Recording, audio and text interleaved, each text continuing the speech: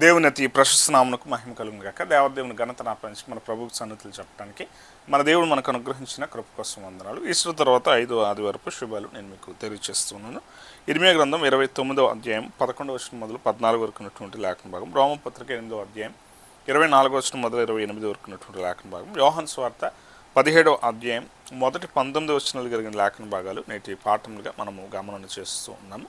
ఇర్మియా గ్రంథంలో 29వ అధ్యాయాన్ని మనము గమనం చేస్తూ ఉంటే ఇక్కడ చర సంబంధమైనటువంటి విషయాల్లో తదుపరి కాలమానంలో దేవుడు అనుగ్రహించే కృప ఆశీర్వచనం అనేది వారు చేసిన తప్పిదాలకు వారికి శిక్ష విధింపబడిన తరువాత దేవుడు వారికి ఒక వాగ్దానాన్ని అందిస్తూ కృప చూపిస్తున్నటువంటి వచన భాగములు మనం ఇక్కడ గమనం చేస్తూ ఉన్నాము. మీరు వెతికిన ఎడల దేవుణ్ణి ప్రార్థించే స్థితులలో 12వ వచనం, మీరు నాకు మొరపెట్టుతురేమి, మీరు నాకు ప్రార్థన చేయొచ్చు వత్తిరేని, నేను మీ మనవి ఆలకింతును. దేవుడు ఎలాగన అంటే మీరు ప్రార్థన చేస్తే దానికి నేను సమాధానం చెప్పడానికి, మీ మొర ఆలకించటానికి మీరు వెతకాలి అనేటువంటి విషయాలు అక్కడ దేవుడు సెలవిస్తున్నటువంటి స్థితిలో మనం చూస్తూ ఉన్నాం.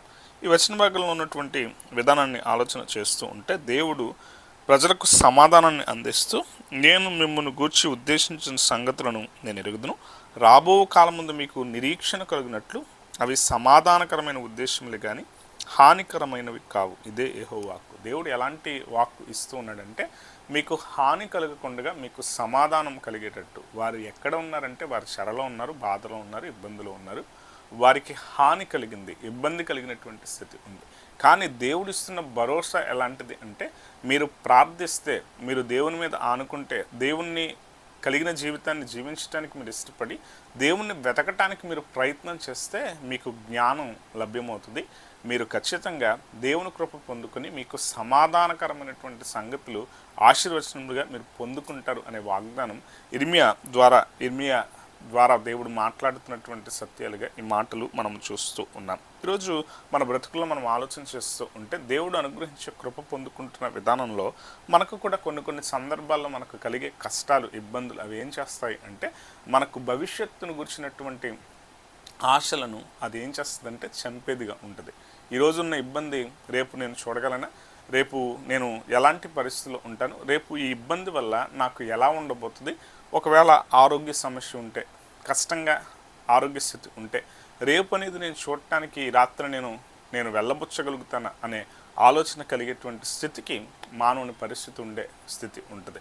అలాంటి ఇబ్బందికరమైన పరిస్థితి నుండి కూడా దేవుడు ఎలా కాపాడగలడు అంటే మనం జ్ఞాపకం చేసుకోవాలి. దేవునికి సమస్తం మీద ఆధిపత్యం ఉంది, సమస్తాన్ని కూడా ఆయన జరిగించగలిగినటువంటి దేవుడుగా ఉన్నాడు, మానవుని ఉనికిలోనికి తీసుకుని వచ్చినటువంటి దేవుడుగా ఉన్నాడు.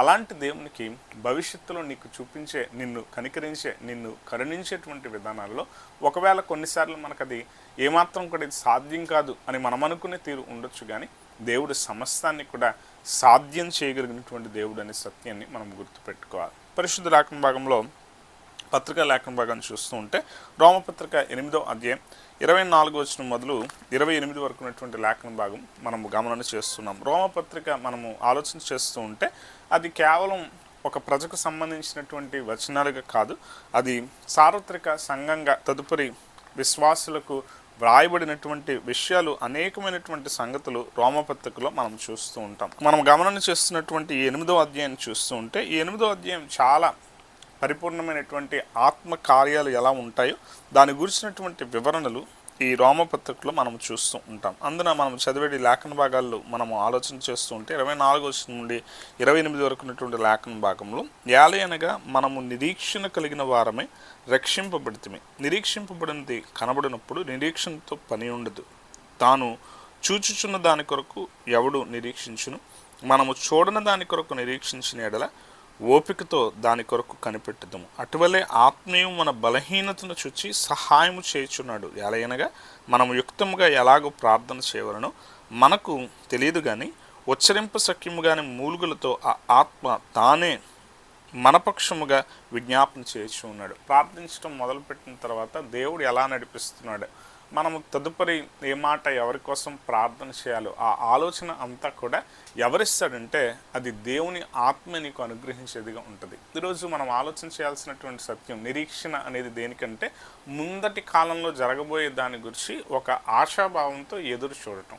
ఇక్కడ మనము గమనం చేయాలి, ఆ సత్యాలు చూచిన తరువాత మనం నిరీక్షించే స్థితి ఉంటుందా అంటే మనం అనుకున్నది మన జీవితంలో జరుగుతూ ఉన్నప్పుడు దాన్ని చూసినప్పుడు మనకు ఒక ఆనందం ఉంటుంది. ఇక వేచి చూసే పరిస్థితి అవసరం లేదు. తాను ఏం చేస్తాడంటే ఎంతో ఆనందంగా తాను అనుకున్నటువంటి మేలును పొందుకుంటున్న విధానాన్ని బట్టి ఎంతగానో సంతోషించే విషయాన్ని వ్యక్తీకరించే స్థితులు చేస్తాడు. ఈరోజు మన బ్రతుకుల్లో మనం గమనం చేయాలి, ఆత్మ జరిగించే కార్యాలు ఎలా ఉండబోతాయంటే ఆత్మ మీరు ప్రార్థించే అప్పుడే మీరు గమనించండి, ఆ ఆత్మే మీరు ఎవరి కోసం ప్రార్థన చేయాలో, ఎలా మాట్లాడాలో, ఏమి పదం పలకాలో, ఏది తరువాత ఎవరిని గురించి మొరపెట్టాలో ఆ స్థితి అంతా కూడా మీకు మీరు చేస్తున్నారంటే అది మీరు చేస్తున్నటువంటి స్థితి కాదు. ఆత్మ మనలోనికి తీసుకుని వచ్చినటువంటి ఆలోచనాత్మకమైనటువంటి స్థితి ద్వారా మనము ప్రార్థించగలుగుతున్నాం. ఆ స్థితి అది మనకు అర్థం కావాల్సినటువంటి స్థితిలో ప్రార్థన అనేది ఎలాగున చేయాలో దానికి మాదిరికి ఎలాగనైతే దేవుడు చూపించేటువంటి స్థితి ఆయన కనపరుస్తూనే మనను నడిపించేది ఆత్మగా ఉందని. ఇక్కడ పాత నిబంధన లేఖన భాగాన్ని మనం గమనం చేస్తూ ఉంటే దేవుడు ఒక భరోసాని ఇస్తూ ఉన్నాడు. యేసుక్రీస్తు ప్రభువారు ఏదైతే ఆత్మ సంచకరువుగా రానున్నటువంటి స్థితి ఉందో ఆ ఆత్మ జరిగించే కార్యాలను గురించి పత్రికా లేఖన భాగం మాట్లాడుతుంది. అలాగే యోహాను సువార్త 17వ అధ్యాయం మొదటి 9 వచనాలు చూస్తూ ఉంటే యేసుక్రీస్తు ప్రభువారు ప్రధాన యాజకునిగా తాను నిర్వహించినటువంటి పని గురించినటువంటి ప్రార్థన అక్కడ కనపడుతుంది. యేసుక్రీస్తు ప్రభువారే స్వయంగా ప్రార్థన చేస్తున్నటువంటి విధానం యోహాను సువార్త 17వ అధ్యాయంలో చూస్తాం. ఈ 17వ అధ్యాయం మొదటి వచనం చూస్తూ ఉంటే యేసు ఈ మాటలు చెప్పి ఆకాశం వైపు కన్నులెత్తి ఇట్లనెను. ప్రభువారు ఎలా ప్రార్థన చేస్తున్నారు అంటే ఆకాశం వైపు కన్నులెత్తి చూచి తండ్రితో మాట్లాడుతూ ఉన్నట్టుగా ఈ ప్రార్థన ఆయన మొరపెడుతూ ఉన్నాడు. ఈ విధానం కీర్తన గ్రంథంలో దావీదు సహితం తాను ప్రార్థించే అప్పుడు ఈ విధానాన్ని అవలంబించినటువంటి స్థితి ఉంది. ఇక్కడ ప్రభువారు కూడా ఏం చేస్తున్నారంటే ఆకాశం వైపు కన్నులెత్తి చూస్తూ ప్రార్థించేటువంటి విధానాన్ని, ఆ పద్ధతిని పాటిస్తూ దేవునితో ఆయన మాట్లాడటం మొదలుపెట్టాడు. ఈ ప్రార్థన మనము ఆలోచన చేస్తుంటే మొదట ప్రభువారు తన కోసం ప్రార్థన చేసుకున్నారు. తదుపరి ఎవరైతే శిష్యులు తనను వెంబడిస్తున్న వారుగా ఉన్నారో వారిని గురించి ప్రార్థన చేశాడు.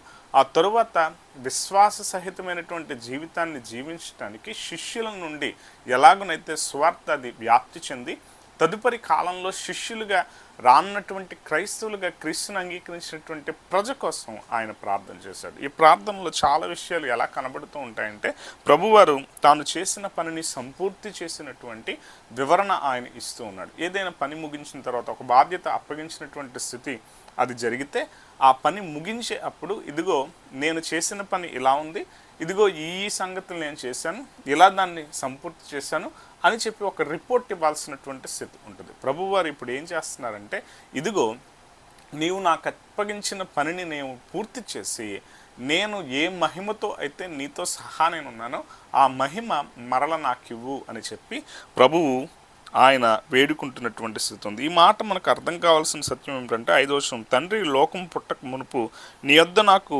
ఏ మహిమ నుండెనో ఆ మహిమతో నన్ను ఇప్పుడు నీ యొద్దకు మహిమపరచుము. నీ యొద్ద మహిమపరచుము అనే మాట అక్కడ చూస్తూ ఉంటే మహిమ దేనికి ఎవరికి చెల్లేది అంటే అది దేవునికి మాత్రమే చెల్లేది. అంటే ప్రభువారు చెప్తున్నారు ఇదిగో నేనే దేవుని అని చెప్పి. ఈ విధానం ఎంతో చక్కగా అది అభివర్ణించేటువంటి స్థితి కొరకు తండ్రి, కుమారుడు, పరిశుద్ధాత్ముడు వ్యక్తిగత రూపాలలో వారు వేరుగా ఉన్నప్పటికీ కూడా దైవత్వంలో వారు ఒకటే అనేటువంటి స్థితి కనపరచడానికి తండ్రి మహిమ మరల ఎవరికి అంటే కుమారునికి అది చెందే స్థితి కోసం నీవు నన్ను మహిమపరచు అనేటువంటి మాట ఎవరిని మనము ఆ గొప్ప చేసే మాట ఉపయోగించే స్థితి అంటే అది ఎవరికి చెప్తామంటే దేవునికి చెందాల్సిన మహిమ అది దేవునికి మాత్రమే చెల్లేది, ఇక మనుషులకు చెల్లేది కాదు. దాని గురించినటువంటి స్థితితోనే ఆయన ఈ ప్రార్థనలో సహితం ఆయనలో ఉన్నటువంటి దైవత్వాన్ని ఆయన ఖచ్చితంగా వివరించినటువంటి స్థితి మనకు కనపడుతుంది. ఈరోజు మన బ్రతుకుల్లో సహితం మనము ఆలోచన చేయాలి. ప్రభువారు తాను జరిగిస్తున్న ఈ కార్యాల ద్వారా తాను విధిని నెరవేర్చిన కుమారుడయ్యాడు. పద్ధతిని పాటించినటువంటి మాదిరి చూపించినటువంటి ప్రధాన యాజకుడయ్యాడు. ప్రధాన యాజకుడు ఎలా అయితే మొదట తన కోసం బలి అర్పించి తరువాత పాపములను చేసినటువంటి ప్రజల కోసం, సమాజం కోసం బలి అర్పించే కార్యాలు చేయాలో దానిని అంతటిని కూడా ప్రభువారు సంపూర్తి చేస్తూ ఈ ప్రార్థన చేస్తూ ఉన్నారు. ఈరోజు మన బ్రతుకుల్లో మన స్థితి ఎలా ఉంది, మన బ్రతుకులు ఎలా ఉన్నాయి, మనం ఎలా దేవునికి చెందిన స్థితిలో మనం యథార్థత పాటిస్తున్నామనే పరిశీలన మనము జరిగించుకునే వేళ మనము ఎవరికి ప్రార్థన చేస్తామంటే దేవునికి మాత్రమే ప్రార్థన చేస్తాం. మన బ్రతుకుల్లో కూడా అదే విధానం మనం అవలంబించి దేవునిని వెతకటానికి ప్రయత్నం చేస్తే మనకు హానికరమైన సంగతులు కాదు, సమాధానకరమైనటువంటి దీవెనలే మనకు లభ్యమవుతాయి. ఆ తీరును మన బ్రతుకులు దిద్దుకుంటూ దేవుని వారంగా జీవించడానికి దేవునికి సుధామునికి తోడే సంరక్షించి కాపాడును గాక. ఆమేన్.